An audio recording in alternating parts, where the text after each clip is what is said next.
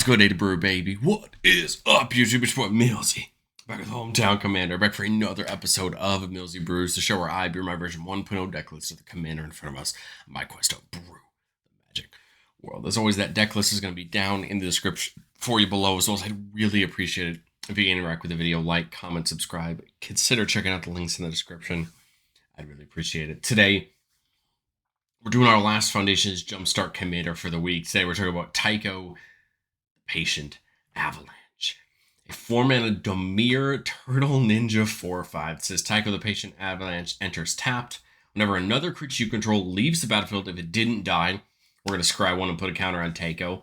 And then whenever Taeko attacks, we can pay a blue or a black. If we do, target attacking creature can't be blocked this turn.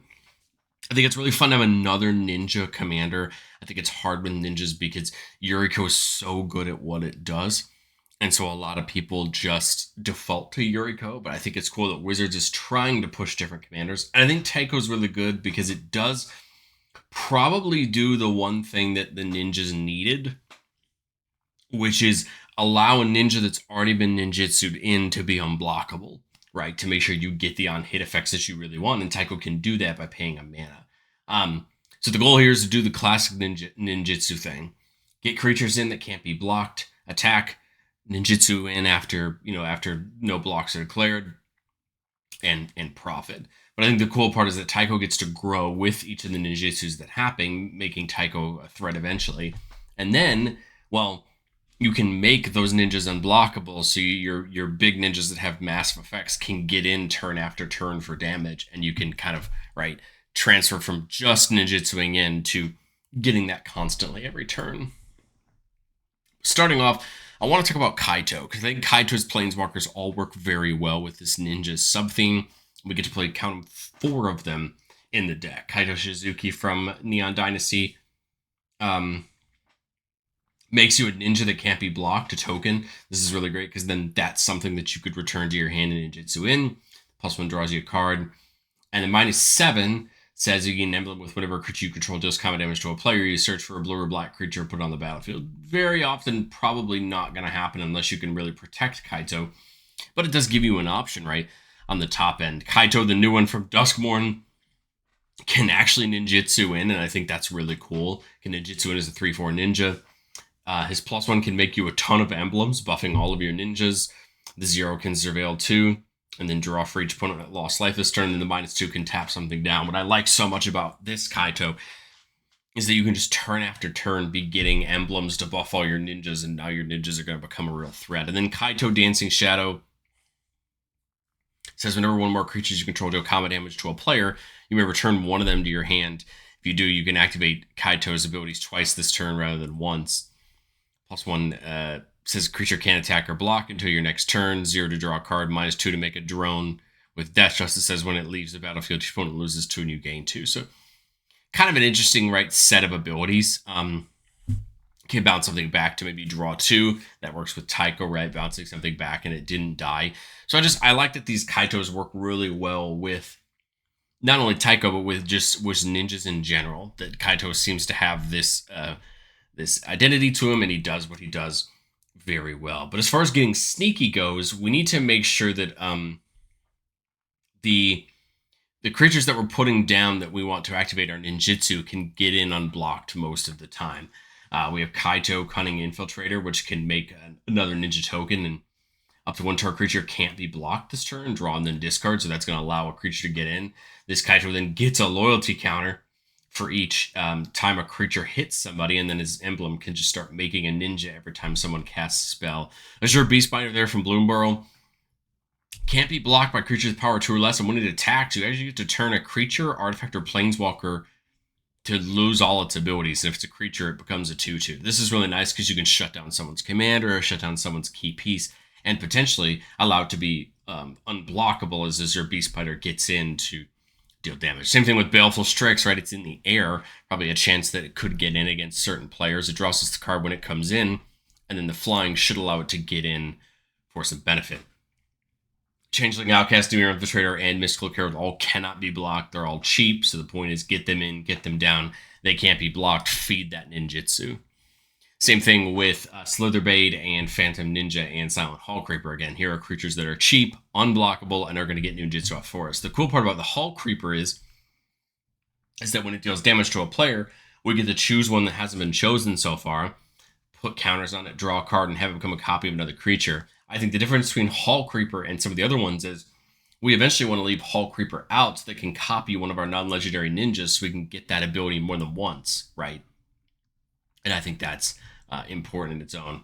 Shore Stalker and Soul, again, cannot be blocked. Kaitro's Pursuit gives ninjas and rogues menace until end of turn. This is nice for either the ones that are out, but really I think it's nice for the ninjas that are already out, that have already been ninjutsu'd in. Now they're going to get menaced and have a better chance of hitting our opponents and getting in for damage to get their effects. Cover of Darkness can just give all of our ninjas fear, effectively probably getting them to be unblocked unless our opponents have a lot of artifact or black creatures laying around.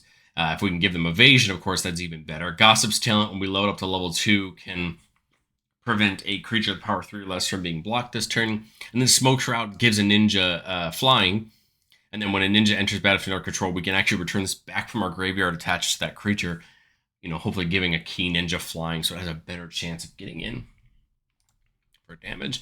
So that's kind of the way we can set up, right, some of these chances for us in ninjutsu. Well, let's talk about the ninjutsu. Let's talk about all the ninjas that we want to see. Dakuchi Silencer's one of the uncommon ones we're playing in the deck. When it does come in to a player, we can pitch a creature. When we do, destroy target creature or planeswalker that player controls. Fallen Shinobi, probably one of the better ones. When it deals damage to that player exiles the top 2 cards, and you can play them without paying their mana cost this turn. A great ability, steal some important things and get some things under your control. When Hagura deals damage, you could search your library for a ninja and put it into your hand. And for 2 mana, a ninja can't be blocked this turn. This is another great ability to put things like Fallen Shinobi to be unblockable, to get in and use their abilities. Ink Eyes puts a creature card from that player's graveyard onto your battlefield when you hit somebody. Mist Syndicate Naga is one of my favorites, making a copy of itself when it hits a player. So here's an option to get a bunch of them or start getting more of them. And the other ones are going to start replicating too, so you have a chance to potentially get more and more. Remember, we can make them unblockable with certain things. Mistblade Shinobi returns a creature that player controls to its owner's hand, a way to potentially, force them back a little bit, have to have them rebuild. Same thing with Moonstare Messalus. You can return up to 1 creature to its owner's hand. This can bounce one of our creatures or one of our opponents. Obika Gang, that player discards 2 cards, so we can do a little bit of hand control. And then Orochi Soul Reaver, one of my favorite of the newer ones, creates a treasure token and manifests the top card of that player's library. So it stays face down as a 2/2, but we can flip it up if it's a creature. Kind of a fun way to take cards off somebody's deck and potentially get some of their creatures. Silent Blade Oni is probably one of the more well-known ninjas that isn't a commander already. Whenever it hits a player, look at that player's hand and cast a spell from among them for free. A great effect, and again, one we definitely want to see unblockable. Silver Fur Master reduces all of our ninjutsu abilities and gives our rogues and ninjas a little bit of a buff. Thousand Face Shadow can come in and make a copy of another attacking creature. The token enters tapped and attacking. This is really nice because let's say one of our key ninjutsu has a great ability is already attacking. We could come in and copy it and make another one. Throat Slitter is going to destroy a creature that player controls. Walker of the Secret Ways lets you look at their hand, and then you can actually return a ninja back to your hand this way with Walker if you want to ninjutsu it again. And then, of course, the ninja that we all know and love, Yuriko. Whenever any ninja deals damage to a player, reveal the top card of your library and put that card into your hand. Each opponent loses life equal to that card's mana value. Now, I will say here, because I think it's fair to be said, I think Yuriko is still probably the best ninja commander, but I think it's fun to have more options. I think it's important to talk about them, see what can be done differently with each of them, and have this thought experiment and not just lay ourselves at, well, Yuriko is the best, so why would you try anything else? I think it's important to have the conversation, and that's what we're here to do. But I think where the deck really shines is getting effects when our things actually hit our opponents, right? Because that's what we want to do. We want to hit them, so why not, profit from it? We have effects like Biden of Thassa, which can draw us cards, right? When that happens, we have a couple of them in the deck. Rooftop Bypass can make some 1/1 assassins with menace that will effectively maybe be unblockable on our next turn, right? So then we have more ninjutsu abilities, or they can be back as blockers. And then Rogue class, whenever a creature hits a player, we exile the top card of that player's library face down. Level 2 gets us menace, and level 3 lets us play those spells using mana of 8 colors. So rogue class is kind of good because you can start amassing the second hand, that you can then level up, right, and get access to those things. But I've said it before on the show, and I'll say it again. No deck's ever complete. This is my version 1.0 shot at Taeko, and I think there's a lot to learn in testing, which is how do we create an identity that isn't Yuriko? How do we get good value? And I think the value comes from bouncing things back and getting counters on Taeko and really take advantage of that. But I think there's options to make the deck better. The 3 cards in here are just representative of different ways that we could do that. Sakashima's Student is another ninja that is really good. It just doesn't, it costs a lot of money. It's not in the deck just for budgetary reasons. Whenever it hits a player, it enters the battlefield as a copy of any creature on the battlefield, except it's a ninja addition to its other types. So you can copy a key creature your opponent's control. And it's a ninja as well. It's a great card. It's just a little bit too much, and I wanted to keep the deck at some sort of budget. Dowsing Dagger may look odd because it just comes in and makes a couple plants, gives a creature a buff. Well, when the creature hits, it flips over to a land that taps for 3 mana, and I think that's important in a deck like this, being in blue and black, that you get that mana and have enough mana to keep ninjutsuing multiple times per turn. And then Kindred Discovery can just draw us a ton of cards.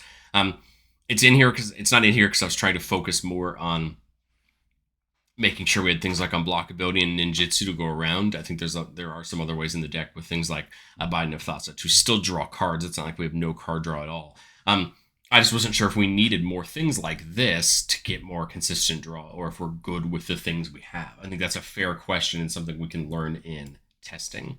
And the goal there, right, is to ask those questions in testing so we can actually find out, instead of trying to perfect a deck on paper without trying it and understanding, right, what the deck's trying to do.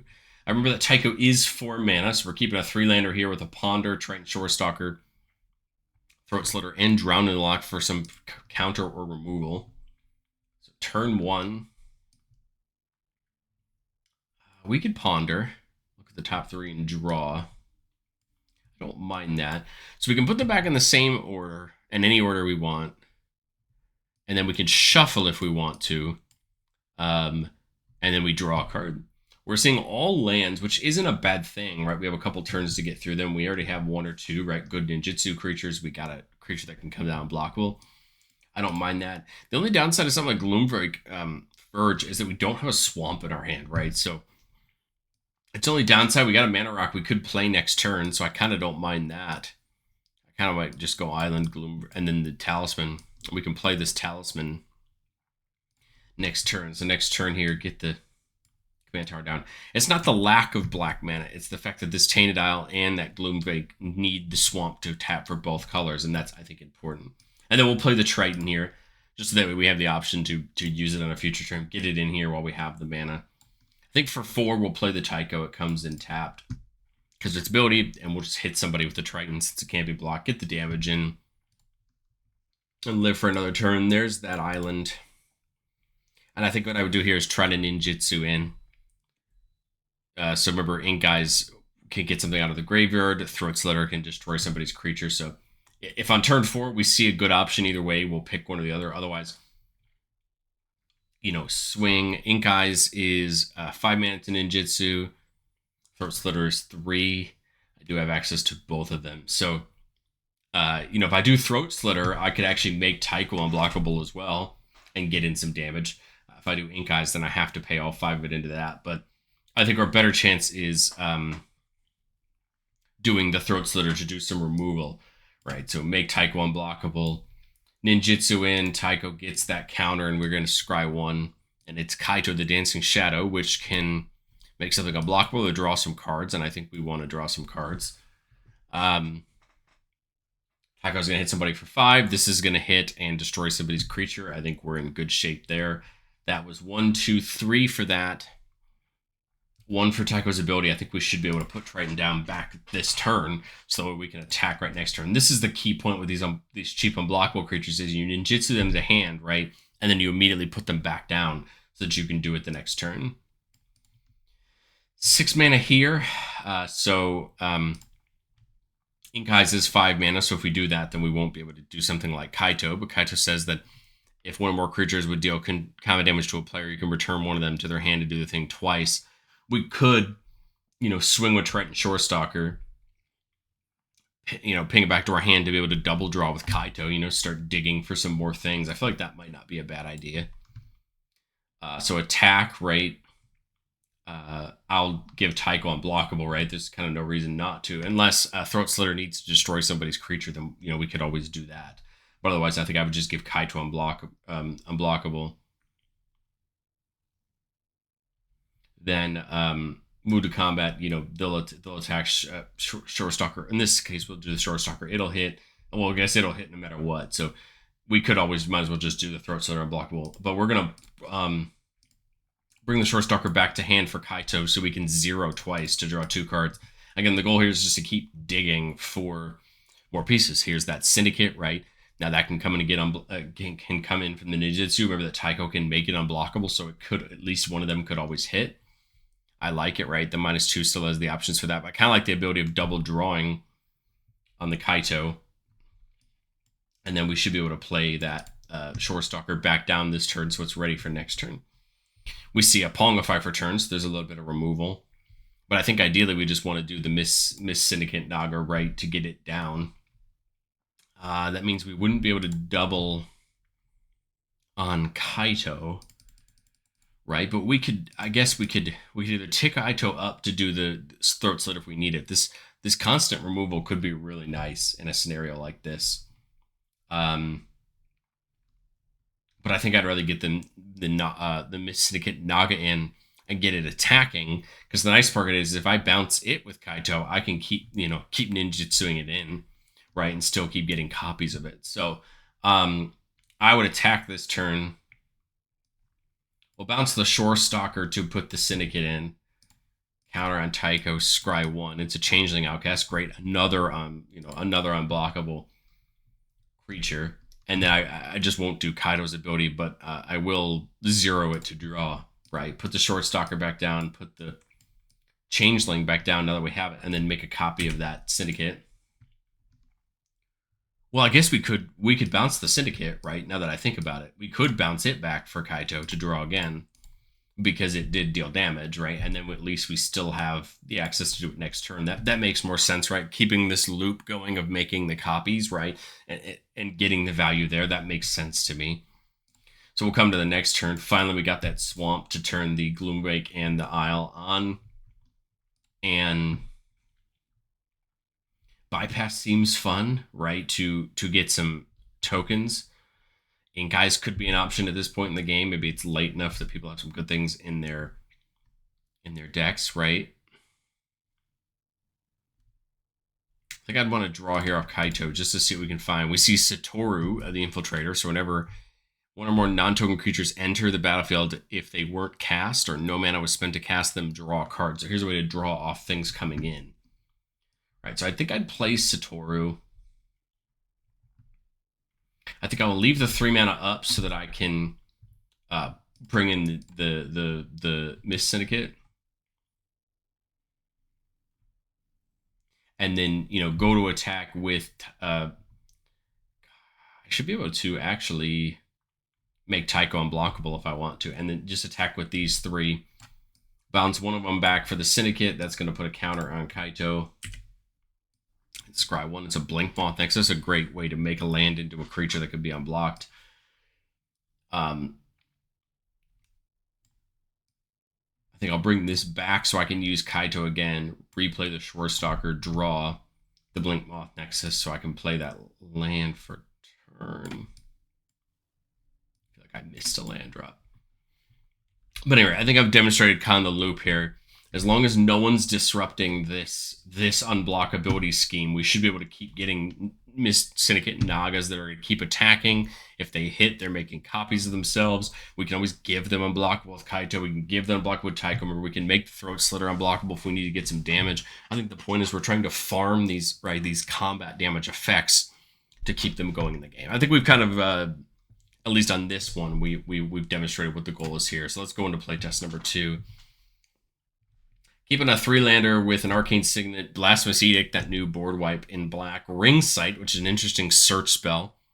So the ring tempts you, and then you search your library for a card that shares a color with a legendary creature you control. You'll be able to put into your hand, and then that Kaito again, for some reason. So that's fun. Get down the Vantress. Play the island into the Arcane Signet. Again, nothing too crazy so far, so we'll just keep going. And there we go. We see Kaito, the other Kaito. So this can come in and make a ninja and then phase out that turn, which doesn't seem bad, especially to set up for something like this Mistblade Shinobi if we wanted to do it that way. But I also like the idea of just getting Taeko down here since it's got to come in tapped, right? I kind of rather get it down and get it moving. Turn 5 here, we see the Aqueduct. So we kind of want to make, use the Aqueduct if we can. We could Ring Sight right now for a lot of things in our deck. But remember that Taeko's only blue. It's not technically a black creature, so we'd have to be careful on that. So what's my thought? Kaito make the ninja. Phases out, set up for the next turn. Or Kaito, draw, set up for the next turn. Because obviously we don't want to do anything with that Shinobi in. I think I'm about doing this Kaito -2 it. To make that 1/1 blue ninja that can't be blocked. This is going to phase out till end of turn. We can bluff that we might have something for 1 blue, but I think we're just going to put the Aqueduct in and pick up the island. That way on this turn, we have access to more than 1 black mana. But now this ninja can't be blocked, so this is going to be a great way to ninjutsu in this Shinobi to bounce a creature back to hand. Again, I like the idea of Ring Sight. The question is, what do we go get with the Ring Sight? I guess we could go get something like Fallen Shinobi or Silent Blade Oni, right? Because they're blue and they share a color with Taeko. So we could do that. This is a ninjutsu for a blue, so that would be an option. The ring's going to tempt us. It'll go on Taeko. And then we're going to go search up our library. I really want to get something like, let's see, if I recall correctly, what Fallen Shinobi is top of the deck. Silent Blade is in hand, right? I kind of like the idea of trying to get off somebody's top of the deck. Am I not seeing this on the list? Yeah. So do that. Go to combat. Bring the ninja back to hand, put the Shinobi down. That's going to put a counter on Taeko and scry the top, which is a land. We want to keep that on top. That's going to deal damage, right? Bounce somebody that thing has. And now we're great because we got Shinobi next turn.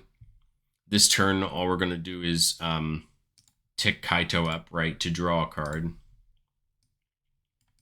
We played that island this turn. And now potentially we can make another ninja next turn. But we want to be a little bit careful, right? Because we don't want to lose Kaito, because Kaito can make those ninjas that have unblockable. Turn 6 here, we see Blink Off Nexus, which is great. A great way to make a creature into a flyer that could potentially be unblockable. I guess Shinobi could, right? We could just make Mistblade Shinobi unblockable, right? And put Fallen Shinobi forward instead, right? So that makes sense. Shinobi is that's 4 mana. So we only have 2 left. I think I'd rather hold up something like an Offer You Can't Refuse. Again, pay a mana to make this unblockable, return it back for Fallen Shinobi. That gets Taeko a counter and looks at the top, which is Sunken Hollow. I think we're good to go ahead and just put that on bottom. Taeko probably has no reason not to attack there as a now 6/5 or a 6/7, right? Shinobi hits here, right? Lets us see those cards, and then we'll just tick up Kaito to draw, right? And we did attack. And then we see Kaito, right? Here's our one that can ninjutsu. And now we're doing a pretty good job at getting this value train started, getting some things into our hand that can do some good. Again, remember that Taeko can make something unblockable for the purposes of ninjutsu. But the only downside in this current moment is I don't know that I want to bounce Fallen Shinobi, right, to get that effect. So I think I'm better off just playing something like this Kaito. Tick up to get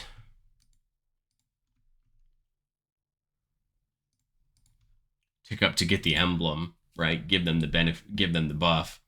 Make Shinobi unblockable. I might as well just make Taeko unblockable and just attack, right? Shinobi goes off. Nothing's getting bounced back to our hand. I guess I could, but I don't really want to, right? tick down this Taeko to make that ninja so that next turn, right, it can be unblockable.